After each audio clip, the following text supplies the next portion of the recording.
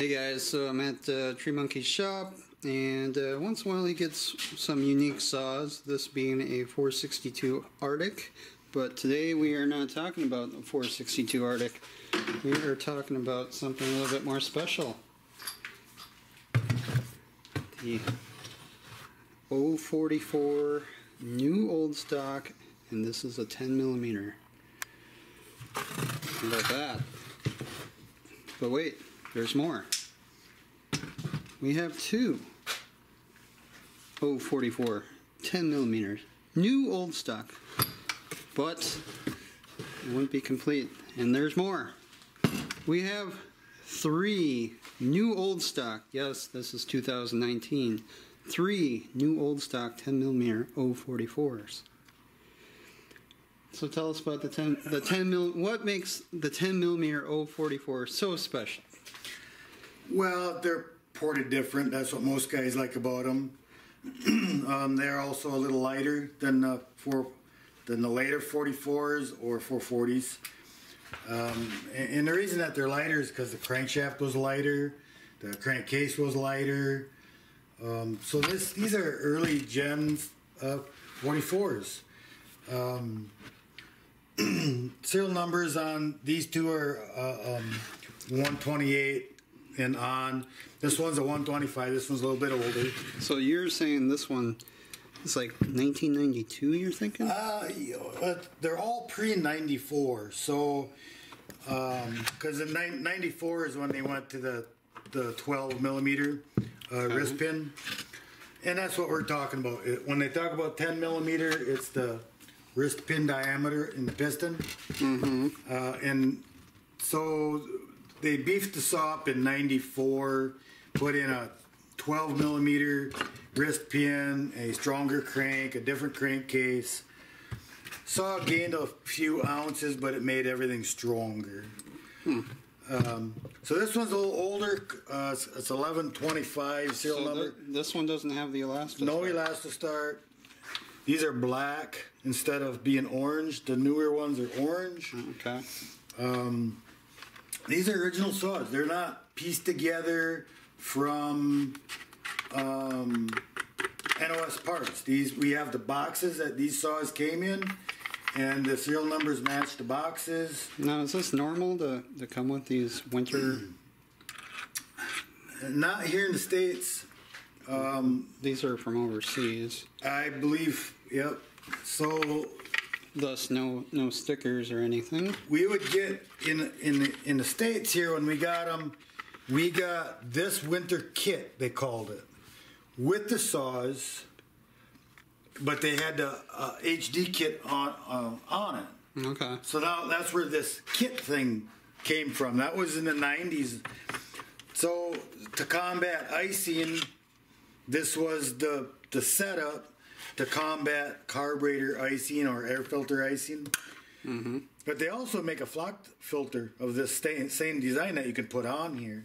Okay. But my recommendation is to take these winter kits off and put the standard HD kit on them. Or what we called standard here in the States. Original manuals. That's pretty cool.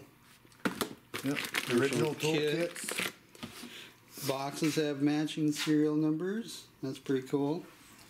So you're going to port these, huh? Yep, they're going to get ported. I don't know what he's going to do about the air filters. This has got to be the worst air filter Stihl ever made. I highly recommend changing these, getting something else. If he just wants to do a flocked filter, we can do a flocked filter. Mm-hmm. I think we can still get them. But my recommendation for performance would be upgrading to the HD2. HD2 kit. Well, yeah, get the whole kit, okay. Get it all on there. All right. Well, can we take one of these apart? Really? Come on, man. We don't have a saw vise, so... Oh, that's right. You're working on the saw vices. We'll have to improvise. Yep. All right. Well, we can... The saw was made, but it verifies the date. So that... The saw was made. Date code. Yep. Okay. All right. So there's a letter and a day and whatever on there that I can't read because I'm blind. I'll take her apart. The other thing is gold.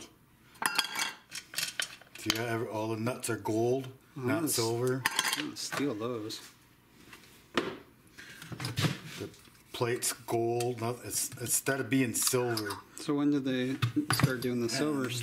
Don't know. Can't exactly tell you. No. Okay. But that's just something that all the screw heads and screws and a lot of stuff is going to be gold colored instead of silver. So the HD kit breathes better than these do, you know. Get air through here better than this silly contraption. When did they go to the HD? Well, it was available at this time. Oh, it was. Okay. Mm-hmm.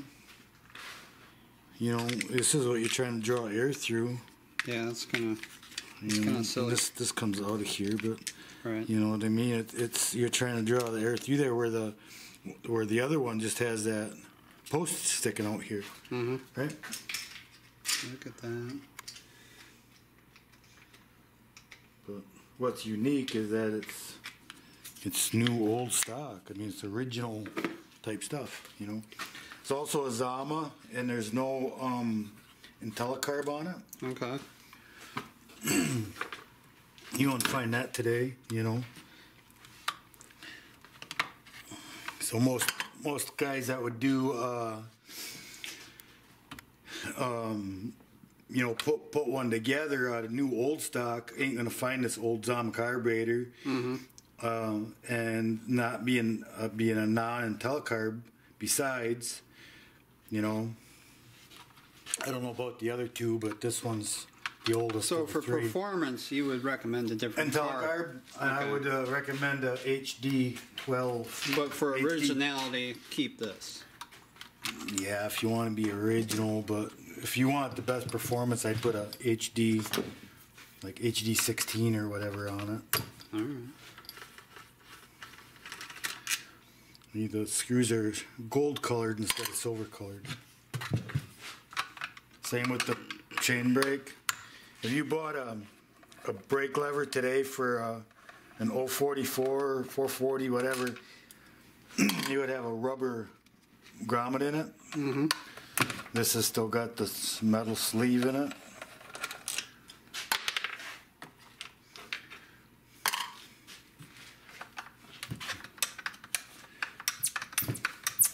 These could also be 4mm screws instead of 5.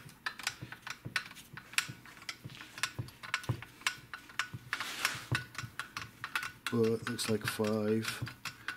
Now, when did they? You get back Original was 4, but then they moved to 5. Yeah, late. You know, this is 5mm, but it's a metal bushing on here. There's no rubber grommet in there. Okay. It's just plastic. You know, there was a time when these were 4mm. You'll see it on like the 64s and stuff where the top covers and whatever screws are 4mm. Mm-hmm. So I don't know how far back that goes. I didn't look into my bookwork on that. Factory run. So there's date codes here too, see? I can't read it. There's one there. Right there. Hopefully they can see that. Slant fin. Everybody talks about slant fin. The fins are all on an angle. When they went to a 10mm, the fins were straight across. Or the 12. 12mm, yep. Then the fins were straight across.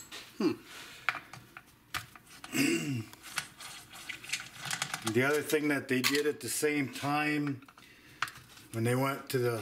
Was there any reason they did a cylinder change? Like, I mean, is that... Yeah. New buckets. Pretty. The porting changed at the same time, or very close to the same time. when they changed the piston, crankshaft, crankcase, they widened out the ring and groove pins on the intake. They moved them out a little bit, and they widened the intake and widened the exhaust port at the same time. So they had a performance upgrade. Okay. And a lot of guys still want this slant fin cylinder because they say that it runs better. To me, it's just a different porting. Okay. You know what I mean? Some guys say that the slant fins were more powerful and ran better. Was there a difference in duration, timing duration, or just the port shapes? Yeah, there is, but I couldn't tell you right off my head. Okay. They were definitely widened, and if you put a straight finned cylinder on one of these, which you can, you have to make sure that you mark, and you trace the port on the piston to ensure that the rings aren't going to fall into the port and snag because of the I see. placement of the pins. Mm-hmm. So that was a big warning from Stihl when these things, when the next generation saw came out. You know, like the plastic tagged 44s. We have a completely different exhaust. So that would be. This is not an American. That's a Euro exhaust. Yep. Yep. That's going to be fun to play with, ain't it? That is going to be interesting. So normally a 044 440 is an empty can. Okay. Now, did the original? Do you remember if the? This is nothing that was ever in the United States. This muffler. Yeah. But the original 10 millimeter in the United States, there just was an empty can. Just an empty just can. Like just like the 440s were. Now, okay. So they never put in a baffle per se. Not on the 44s. Or the 440. No, 460s did. Well, 46s. Okay. But not the 44s ever. Never had a baffle in it. So this not only has these 3 holes, it has a baffle in there too. Yeah. And it'll have a larger outlet. Mm-hmm. Probably without a screen. And yeah, this being a overseas saw, generally don't have screens. They don't have screens, and there's no screen. Okay. So yeah, that's an interesting artifact.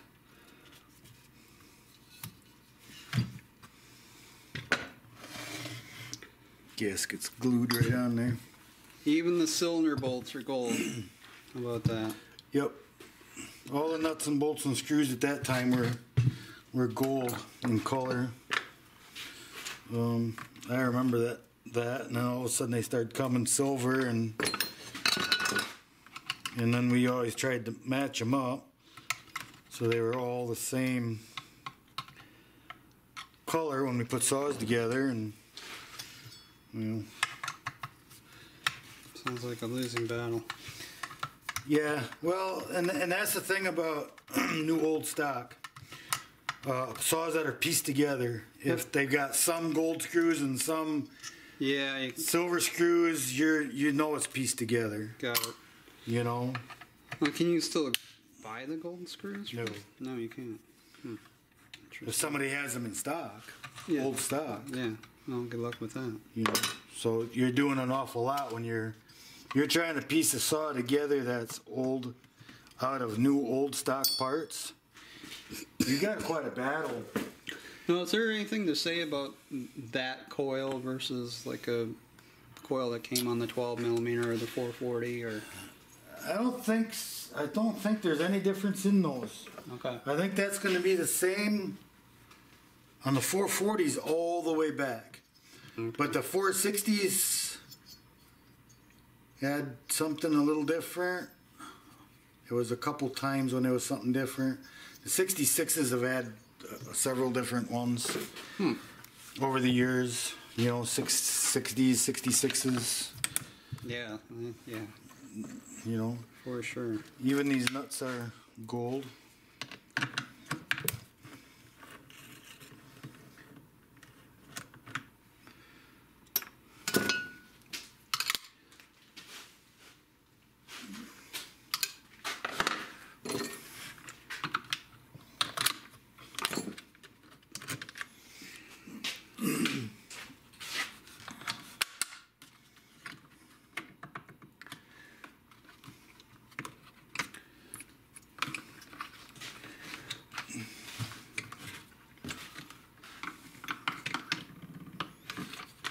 Been in there for a while.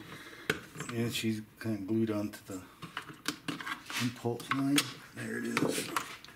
Now you think, well, I mean, black hoses. You think the lines will need to be changed, or are they? And these are probably better fuel lines and better hoses made back then because they were made from butyl rubber. Butyl rubber was banned. We don't have we don't use it anymore. We don't have it anymore. Mm-hmm.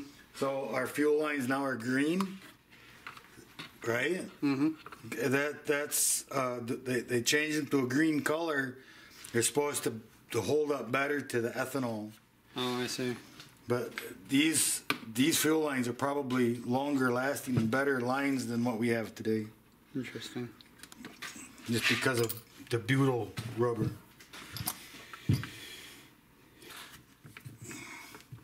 Well, these mounts and everything will probably be actually better, longer lasting than like the motor mounts that we can buy today. Butyl rubber held up well in sunlight. Go back to when we was kids and we would take a tractor inner tube, truck inner tube, go swimming. Right? Mm-hmm. No big issues.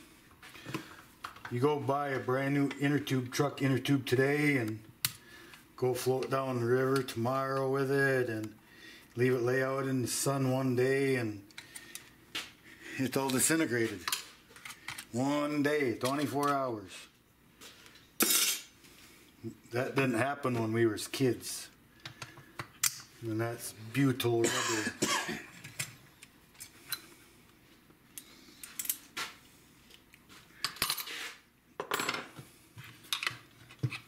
So these mounts and stuff will hold up to... Why do you have to take those mounts off? I'm going to pull the whole tank off. Oh, you are? Mm-hmm. I always do on these. It just gets everything out of my way. Okay. For porting purposes and everything, it's for as easy it is to drop it. Mm-hmm. I just go ahead and drop it. Get it out of the way. I mean, the handlebar's not in my way. The looking through for the intake and all of that, and port timing, it's all out of my way. Nothing's in my way.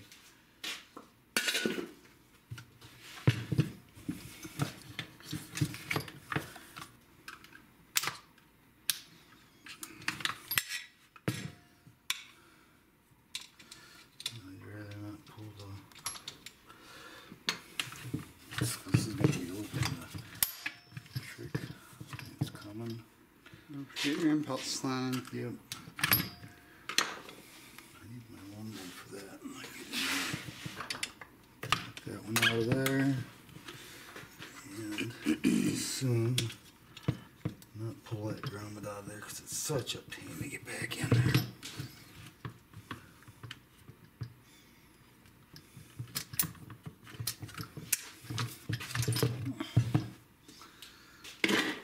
Look at that. There's day codes on this too. Right there. There. Okay.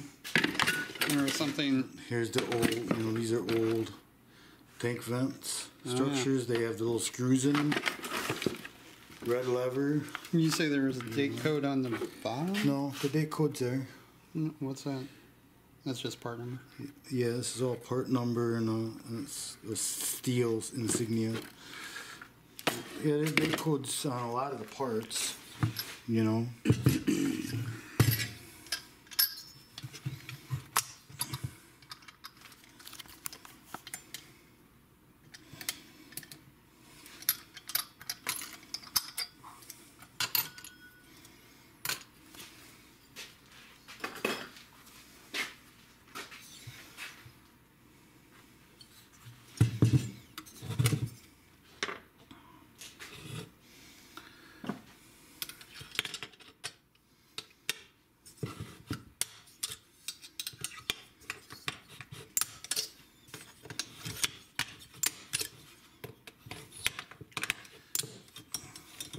How many 44s have you taken apart in your life? Oh my God.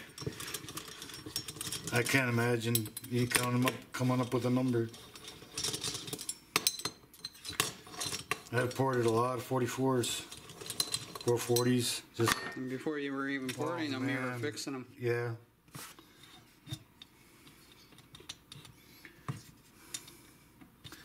You have a paper base gasket. It's going to give me some fits.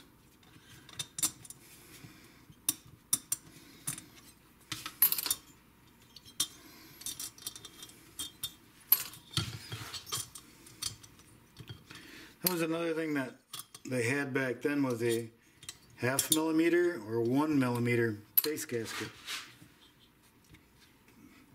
Paper. And I have to destroy this to get the piston off. But this is a 0.5 millimeter, 20 thousandths, and then they made a 1 millimeter or 40 thousandths. And the reason I tear that off is because it comes across and doesn't let the rings and piston come out. But yeah, that paper gasket, now that's you know, try to find those to put one together in obsolete parts or new old stock parts. Try to find paper gaskets. You know, when new old stock stuff gets pieced together, you'll find hints of that it's a pieced together saw instead of an all original saw. So, you know, this saw was run at the all saws are run at the factory, or most are run. This one was run enough to just barely put a little discoloration in. It's definitely not much, you know.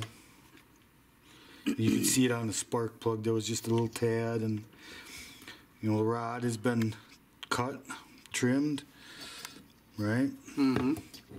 And the crank on this side this is where they used to break. Okay.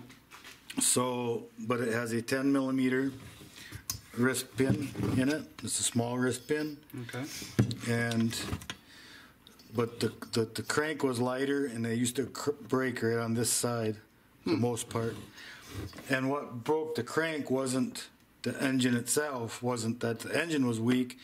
It's how the guys sharpen their chains or pinch the saw and stretch the chain and pull them, and they pull on the crank and break it right here. Oh. And so the 12 millimeter is stronger here, right in here. And this they didn't trim the rod away like this to make clearance on a 12 millimeters. So obviously the cases are different. Everything. The cases are. This case has got it's tighter. It's got a smaller volume. Case volume. Yep. Huh. Interesting. So. Well. But so the case is different. Crankcase is different. The crankshaft and the piston. Now, then the cylinder is different. But like I said, this is a slant fin. You know. So what they done is these pins here that control your ring end pin, right? Mm-hmm. They move those pins out further on the 12s. So then they widened the port. So now if you took a 12 millimeter straight fin and put it on a 10 millimeter, you have to trace this port on this piston to make sure that you have enough here that you don't snag that ring, the bottom ring especially. Okay. So can you use a 12 millimeter setup with this cylinder? You can put this on a 12 millimeter all day long. Right. Okay. Yep. Alrighty. So to anybody that wants to have slant fin performance can find these cylinders. They're around, used or whatever, a good one, right? Mm-hmm. And if they want this style porting stock, they can put it on a 12 millimeter saw. Okay. Just make sure that it won't be any issue at all because the port's narrower. Alrighty.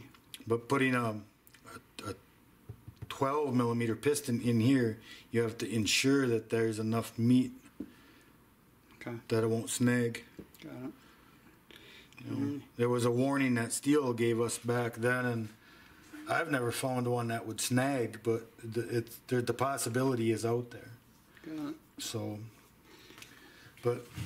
they beefed up the crankcase. You know, I had to make the volume a little bit bigger, so it made the whole crankcase in this area, you know, in here a little bit bigger, so it added weight. The crankshaft was heavier, which added weight. And then the wrist pin and all that was heavier, which added weight. So, you know, it's just a couple of ounces or whatever amounts to it. Ain't a lot. But the 440, the early 440 slant fins, 10 millimeter, whatever you want to call them, were lighter weight than the later 044s and 440s. Cool. By ounces. Ounces. Yeah. It ain't much. All right. So. Thank you, sir.